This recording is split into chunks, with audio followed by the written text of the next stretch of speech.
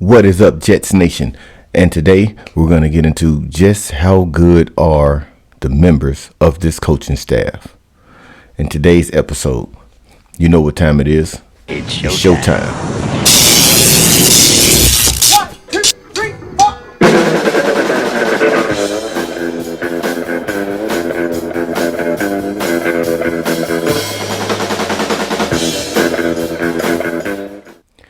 4. All right, guys. So looking at this last game, man, versus the Bengals, this was not what the coaching staff should have shown us. This is not what the fans expected. This was absolutely disgusting to watch. If you're talking about the offense, if you're talking about the defense, on both sides of the ball, this is a piss poor performance. And the only, out of three phases, the only phase that really stood out to me was the special teams. Special teams did a pretty good job today. Greg DeLead made his kicks.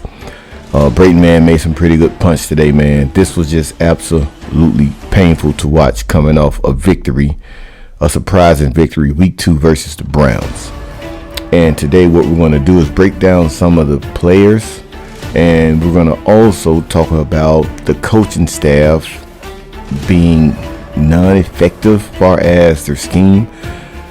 And we're going to just jump right into it, man. We're talking about guys like Carl Lawson, who we all were big on.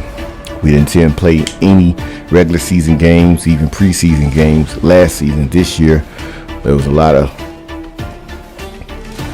excitement around having Carl Lawson, man. I mean, I was one of them. I'm like, okay, this defensive line should be absolutely nasty, man. But that is not the case. And going right into that. So our beautiful Jets, man, out of 3 games, we only have 5 sacks. 3 games, we only have 5 sacks. A good dominant team will probably have 3 or 4 sacks in one game. Collectively, once again, we only have 5 sacks in 3 games, man. That's 60%. I'm not seeing it.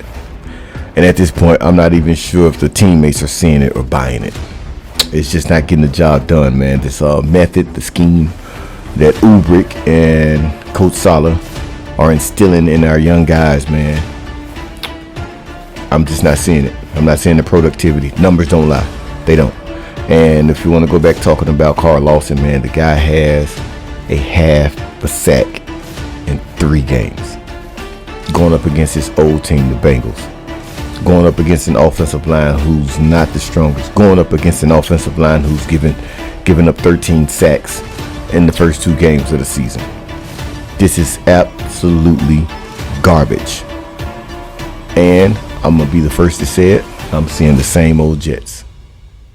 Maybe not the first, but I'll be one of the guys who's saying it. YouTube, Twitter, etc., etc. I know I may get a lot of smoke from this, but I'm a straightforward guy. And I appreciate if everybody else is straightforward. Speak your mind, man. Speak your mind. But what I'm seeing are the same old Jets. And I know a lot of people are saying, oh, well, Zach Wilson's coming back. Zach Wilson, that's fine. Zach Wilson will come back in due time. But when he come back, is he going to be productive? Is he not going to be productive? We're not talking about like we're waiting on Lamar Jackson to come back, or we're talking about Josh Allen, we're waiting on him to come back from injury, or we're talking about Patrick Mahomes, we're waiting on him to come back from injury, or Aaron Rodgers. I mean, come on, the list could go on and on. Point being is Zach Wilson, as well as everything else about the New York Jets, hasn't been established yet. We don't know. We don't know with the coaching staff. We don't know with the players, right? What veteran player do we have that we can say that's a superstar, right? C.J. Mosley is solid. Well, he's a solid veteran. Quentin Williams is a solid veteran, but are they superstars? I'm gonna say no. They're not game changers. They're just not. You know, they do a good job at what they do. I'm not knocking them for it, but you look at the offensive side of the ball. Well, Corey Davis is a veteran. Is he a superstar? How many catches did he have today in week 3? 2, maybe? You know, it's just this whole team, everything about this team right now is unproven, man. Everything.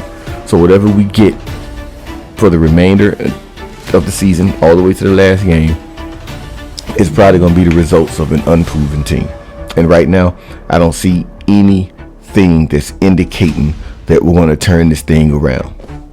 I'm hearing the same stuff that I heard in the Adam Gase era.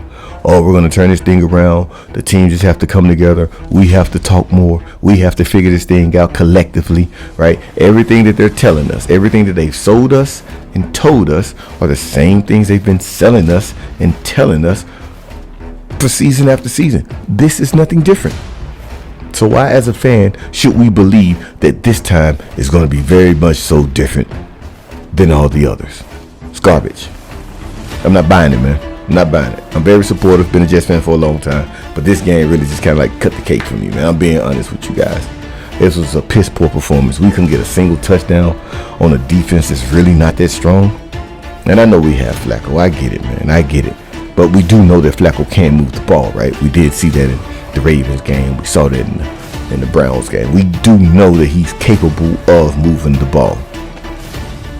So, if you want to talk about the tight ends, man, this whole offseason, I'm like, okay, we finally have some true tight ends. So amped about that, man. So amped about that. In today's game versus the Bengals, week 3, how many catches did the tight ends get in the first 3 quarters? 0, or maybe 1 in the first 3 quarters. They only started going to the tight ends in the 4th quarter, man. Right? That's piss poor coaching. That's piss poor play calling. That's piss poor execution from the quarterback. You know, at the end of the day, they can call all the plays they want and have the tight ends implemented in those plays. But it's up to Flacco to get the ball to those tight ends. And if Flacco doesn't get the ball to the tight ends, man, you pull him. You know, you pull him. The coach, you pull him off to the side. You know, hey, man, get these tight ends involved. You know, the coach has to see these things. Oh, my tight ends is not getting involved. Maybe that's why we're not moving the ball effectively. But that didn't happen either. Once again, coaching staff. It all points back to the coaching staff when I'm looking at it today. I didn't want to be the guy that said, I didn't want to put Robert Saleh and Mike LaFleur and Ulbrich, you know, out there to hang. But being a Jets fan, man, we spend a lot of money. We spend a lot of time. We give a lot of emotions to this game. Our family, you know, they see us go through these emotions, man, after a loss with the Jets, man. You know, we deserve better at the end of the day, man, because if we don't support you guys don't make money. It's literally that simple, man. So, once again, man, the tight ends were not utilized at all for the first 3 quarters of the Bengals game, man, period. I think at this point, Mike LaFleur doesn't really know what to do. Being honest, he wants to run that double tight end offense, and I think he's limited because of Joe Flacco. You know, they drafted Zach for a reason. They drafted Zach because Zach does fit their scheme, right? The whole idea of their scheme is basically the style of play that Zach Wilson is. So I get it. You know, you're sort of limited on the play calling in a sense, but you're professional, man. It's the NFL, dude. You have to make adjustments. Speaking of adjustments, our defense, we don't make fucking adjustments, man. We come out the same game after game after game after game. I watched the 49ers game today, man, and Robert Saleh's scheme does work. So let that be an asterisk, man. His defensive scheme does work. It's legit. But something's not connecting here, man. Right? And if it's not connecting, you have to put it on the coaches. You can't say, oh, well, it's the players. That's why it's not getting done. Okay, well, if it's the players, then you need to let their asses go, and you move on. Because it's your job at the end of the day. Either you're going to be our head coach or you're not. If you're not productive, you're not producing, then eventually you will lose your job. And that goes for any job, not just a head coach job. It goes for any job, man. It goes for the manager at Kellogg's. It goes for the manager at McDonald's, you know, whatever the case is. It goes down to the simple employees, not to label non-manager people as simple, but basic, you know, the basic jobs. You know, you don't do your job, you lose it. Simple. I was taught from my dad, man, a man that neglects his responsibility will lose him, right? So, not necessarily saying that he's neglecting them, but the point is something has to change. Something has to give, man. This is piss poor. You got bad communication on the back end. You're making Sauce look bad. The guy's a great cover cornerback, man. Miscommunication just making him look bad. Miscommunication allowed the offense to have their first touchdown against Sauce, man. Week 2 against the Browns. Eerily the same incident today against the Bengals. It's piss poor, man. And the fans, man, we shouldn't have to eat this, man. We should not have to eat this year after year after year after year. You know, you talk about the lower teams, man. You know, they're putting up points. They're actually scoring. They're kind of entertaining to watch. They just are, man. According to the Sports Geek, the 5 lowest teams, the lowest team are the Falcons, according to them. After that, it's the Bears. Now, this is before the season actually started. So, according to the Sports Geek, the absolute worst team in the NFL are the Falcons. Next, the Bears. Next are Houston. Next are the Seahawks. Then it's us. So that means Detroit and Jaguars are above us. So we're the 5th worst team in the NFL. Now, this was graded before the NFL started. Once again, the Sports Geek. I look at multiple sources whenever I'm doing a little research on whatever it is sports related. But when you look at it from week 3, are we the 5th? I'm thinking more or less we're around the 32nd, 31st, maybe 30th worst team. And I got numbers to back up what I'm alluding to. They say the Falcons are the 32nd worst team in the NFL prior to week 1. Falcons versus Saints. Saints are a quality program. We all know that. Saints are rich in history as far as that program. So week 1, Falcons versus Saints.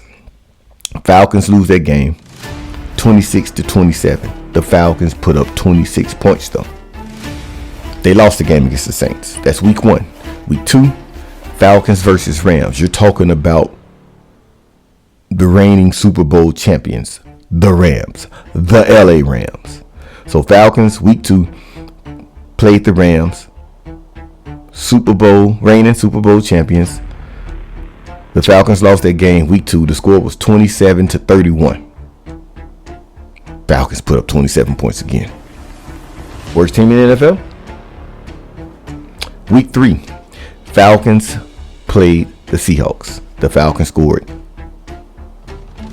27 to the Seahawks 23-24, I believe. But the Falcons won that game. The Falcon record is 1-2 going into week 4. And if you break down the average points per game, the Falcons are averaging 27 points. 27 points. Worst team in the NFL, according to the Sports Geek. In comparison, the Jets, we're scoring an average of 17 points per game, and we're the 5th ranked team, and we have the same record as the Falcons. They're the 32nd worst team, according to the Sports Geek. If you want to look at the 31st team, according to Sports Geek, it's the Bears. The Bears have a surprising record of 2-1. Let's look at the Bears, man. Let's take a look at the Bears. The Bears are averaging about the same as the Jets per game, 17.3. But theirs look a little better because their record shows 2-1. Looking at the Bears schedule. Week 1, Bears played the 49ers. We all know the 49ers quality program once again. But the Bears, shockingly, week 1, beat the 49ers 19-10. Week 2, the Bears went up against the division rival and the Packers. Very rich quality program in the Packers. We all know this. But the Bears lost that game. They lost it 10-27. Week 3, the Bears took on the Texans. The Bears won that game 23 points to Texans 20. And we all know the Texans is the rebuilding team. So it's like the battle of the rebuilding team, yet they still pulled it out. The Bears won 23-20 in week 3. The Bears are averaging 17.3, basically the same as the Jets, but the record is 2-1. Are we are they the 31st team, or are we the 31st team? Or are we the last team? I just told you about the Falcons, ranked 32. Just told you about the Falcons, ranked 31. The 30th team, the Houston Texans. Week 1, the Houston Texans played the Colts, divisional game again. That was a draw. Both scored 20. Texans scored 20. Colts scored 20. Week 2, the Texans played the Broncos. The Broncos beat Texans at home. The Texans scored a whopping 9 points. Broncos scored 16. Week 3, of course, the Texans played the Bears. Texans lost 20-23. The Texans points per game, 16.3. Yeah. So now you do the Jets versus Texans, you have a legitimate argument. But I would say it shouldn't even be that close. We have a more talented team if you're looking at the roster, in my opinion. You know, if you guys feel or see something different, or if you know something different, hey, share it with me, man. Tell me in the comments. I'm very cool with that. I'm a very cool guy until the Jets lose. I'm fairly pissed off. All right. So the 4th team, the Seahawks. The Seahawks played the Broncos week 1. The Seahawks won 17-16. The Seahawks played a divisional rival week 2. The Seahawks scored 27 to the 49ers 27. The Seahawks lost that game. The Seahawks 3rd week played the Falcons, which we discussed, and the Seahawks lost 23 to the Falcons 27. The Seahawks are 1-2 as of now, heading into week 4. The Seahawks are averaging 15.6 points per game. You could put them in the boat with the Jets, the Houston Texans, and I think those 3 are probably the bottom 3 in the NFL right now. You have Detroit and Jaguars who are playing ball. They are ball. I think those 6-7 teams are all the teams that are really, really, truly rebuilding and trying to move forward. But when you look at the Texans, you look at the Seahawks, and you look at the Falcons and the Bears, these guys are scoring points, man. These guys are scoring points. Bears' second game against the Packers, gave up. They only scored 10 points, which is, not that good. The lowest game for the Seahawks were 7 points, which is not that good, but they did play a big divisional team, 49ers, which they are known to have a good defense. It's the same thing with the Bears and the Packers. It's a defensive game. Packers are pretty much known to have a good defense year in and year round. Texans, they lost to the Broncos. Broncos are once again known for having good defense. They lost 9-16 against the Broncos, so they scored pretty poorly in that game. But overall, man, the point being is the Jets have talent, man, and we are not scoring. And I know some people are going to say, well, we have a 37-year-old Joe Flacco. I don't want to hear that, man. He's in the NFL. He's getting paid to play ball, man. Play ball. Simple as that. Coaching staff, call the right coaching, call the right plays while coaching. Guys, go out there and execute. I told you guys on my last video, my beliefs is it all starts in 3 phases. Phase 1 being the coaching and the coaching scheme. Number 2 being how well can you teach and establish your scheme for your players. And number 3 is your players going out and execute. So it always starts with coaching. In my opinion, man, it always starts with coaching. You can have the most loaded roster in the NFL. We saw that many years ago. I don't know if you guys remember Philadelphia, man. They had one of the craziest rosters, man. That's when was the cornerback Asamoah. When he joined the Eagles, they had so many other guys on defense and offense, and I was like, man, how is this team gonna lose, man? Like I don't paper wise, I didn't see it. There's no way that team was gonna lose. Come to find out, as time rolled on that season, yeah, they struggled. Struggled. It's all about coaching. It's all about the scheme being captured by the guys, but it's the coaching, man. I'm sorry, it's the coaching. Because if I'm looking at the roster, my opinion, the roster Jets versus Seahawks, I'm going with the Jets. Rosters Jets versus Texans, I'm going with the Jets. Roster Bears versus the Jets, I'm going with the Jets. Falcons has good firepower, man. They do, but I'm still going with the roster of the Jets versus the Falcons. So with it being said, man, we have the talent. It's just not getting done, dude. I'm sorry, it's just not getting done. And I don't know what's going on with the tight ends, man. Like I said before, week 1, Uzomah, no go. Week 2, Uzomah, no go. Week 3 against his former team, the Bengals.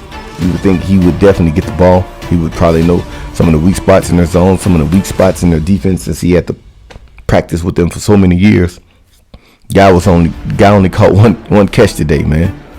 One catch. That was a big signing for us in the offseason. What's going on with the coaching staff, man? Why we can't use a big weapon like Uzomah? Something's not right, man. Something's not right. Where there's smoke, there's fire. Now I see smoke. What's going on with Denzel Mims, man? If you're not going to play the guy, release the guy, man. Trade him. Even if you have to get a 5th round pick for him. Don't let the young guy just sit on the bench and rot, man. You have him inactive. Play the guy, let him go. Simple as that, man. I don't know, man. I don't know with this team right now. I don't know with the coaching staff. I love some of the players, man. I absolutely love some of the players. I love Clemens. Clemens is giving his all. Every time I watch this kid, man, play, man, he's giving his all. Max Mitchell is giving his all. Fent, in my opinion, I think he was a one-season guy last season. I honestly do. Right as of right now, if you ask me, and I hate to start talking about this so early, man, but if you're asking me when it comes to the draft, man, if Zach is just halfway okay, we're not even thinking about quarterback. Maybe a backup one in the later rounds or something. A guy that shows a little flash, a little promise. You know, low floor type guy. But if we're talking about what I'm looking at and I'm not pleased with the left tackle position, man. I'm just not. 3 different guys for the left tackle. Sorry, can't talk. Left tackle position, man. We're talking Fant, we're talking Brown, and we're talking Mekhi Becton. Those are signs of inconsistencies. Just not getting it done, man. So in the draft, I don't know what I have in Fant. He's older. He's getting dominated for the most part. Played pretty decent against the Browns. But today against the Bengals, didn't look that good. Then he ended up hurt. He's beat up. Right? You talk about Mekhi Becton. The guy can ball. We know he can play. But he's not available. You're no good to any team if you can't play. It's the most important attribute to have. Is to be available. Come on, man. Healthy. Strong. Durable. All of those words, man. Mekhi Becton is not. So we don't know what we have in Mekhi Becton. We get high praise for him. You can't wait for him to get back healthy. Why? So he can get hurt again? This is his 3rd season with us. We haven't got a full season yet. I'm not trusting that if I'm Joe Douglas, man. I'm just not trusting that. Brown. We did an emergency signing, man, to substitute for, Mekhi Becton being out. Guy hasn't even played a game for us yet, man. So I'm going to the draft looking at left tackle. I'm not depending on Mekhi Becton. I'm not depending on Fant, and I'm not depending on Brown. If I want to right this ship, if I want to keep my job, Robert Saleh, Joe Douglas, I'm not dependent on those guys, man. I'm not going to let the next man make me lose my job. I'm sorry, that's just who I am. I'm not going to do anything to harm that man or, potentially make that man lose his job. I'm just going to do my job. And if my job means that I have to move on, then I'm moving on, man. I'm a firm believer in 3 years. 3 years, you know what you have in that guy. And 3 years of Mekhi Becton has been injured. Yes, he has potential. Yes, that guy can play. But he can't play because he's unavailable. You know what I mean? So Not rocking with that, not trusting that going into next season, man. Left tackle, to me, in my opinion, that left tackle position is the most important position on that line. You don't want your quarterback to get killed. You need a dog right there. And we don't have that. We had McDermott in the game today. And that's who will probably be in the game when Zach returns. Yeah, good luck with that against Pittsburgh. Strong defense. Yeah, very happy to watch that game. Jets. Defensive line, once again. I'm sorry, man. My first 2 picks going to the draft, I'm looking for a defensive edge, man. We don't have it. They keep putting JFM on the other side over there, man. Not getting it done, man. We have 5 sacks in 3 games. Something needs to change. So I'm talking about the coaching staff. Are you guys watching the shit that we're watching? Because we're watching. And every time we get hyped up, we buy the same crap, that they're selling us. No, man. I'm sorry. I'm going with a top defensive edge, man. I'm sorry. That's what I'm doing. And you have a lot of good ones in college. I watch college football faithfully on Saturdays, man. I don't work on Saturdays and Sundays. And in football season, that is strictly my time, man. And you have a lot of good edge rushers. We're not going to get into the names right now. It's a little bit too early for that. Just sharing my early thoughts and what I'm seeing. If they don't switch it up, man, I'm sorry. Carl Lawson is not getting it done. JFM is not getting it done. He's just been absolutely nowhere. And he did that dumb ass penalty today. And I put it on Twitter. That literally changed the game. That was the breaking point for that game. You can't have a guy that you're paying that much money for, man, to make those dumb mistakes like that. That's just dumb, man. And I seen Coach Sala on the sideline talking to him or whatnot, but you shouldn't have to talk to grown men about, I'm in construction, man. You don't have to tell me how to frame a wall up. I know how to do it. Been doing it for 20 years, man. You don't have to tell me how to run electrical wires, man. I've been doing that for years now. You don't have to tell me how to paint a room. Been doing that for years now. You don't have to tell me how to run drainage plumbing or run your intake water plumbing. You don't have to tell me how to do my job, man. I get paid to do it. I know how to do it. Simple as that, man. These guys been playing ball their entire life. You mean to tell me that the JFM don't know that it's third down? He doesn't know that the ball is already out of his hands? Come on, man. It's crap. It's crap. Guys trying to show heart. They're trying to show that they're in the game. They're trying to show that they're hungry, but that is not the way you do it, man. It's just not. So what I'm seeing, defensive line, once again, Carl Lawson, no show. JFM, no show. Quinn Williams, I'm on the fence. JJ, I'm giving him room because he's young, but you need to play him. Clemens, I love when he put him in the game. When he put him in the game, you see him active. Rankins, no show. Solomon Thomas, no show. You know what I mean? Dude, we have probably the most expensive defensive line in the league, and we probably are at the bottom when it comes to sacks in the league. It's not probably, I'm sure we are. I haven't did the research on that, but it doesn't take a rocket science to figure out that 5 sacks in 3 games, you're probably at the bottom. Most good defensive teams, Sala, they average about 3 to 4 sacks, or they could average about 3 to 4 sacks a game. Easily. Definitely 2, right? So at the least, you should have 6 sacks right now. You have 5. We're one of the richest defensive lines, contract-wise, in the NFL. It's crap, man. It's crap. So, I just gave you guys some numbers, man. I just want to share my thoughts, how I'm feeling about this game, how I'm feeling in general. And right now, no, very not pleased.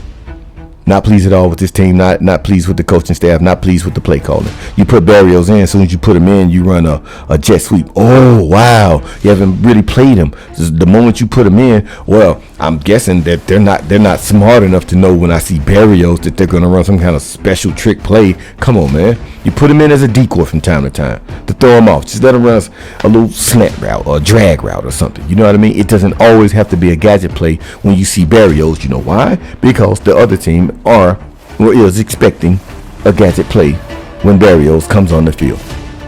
Once again, as I said in my live video with Gunny, our system, offensive defense, our scheme, sometimes, man, they don't disguise it.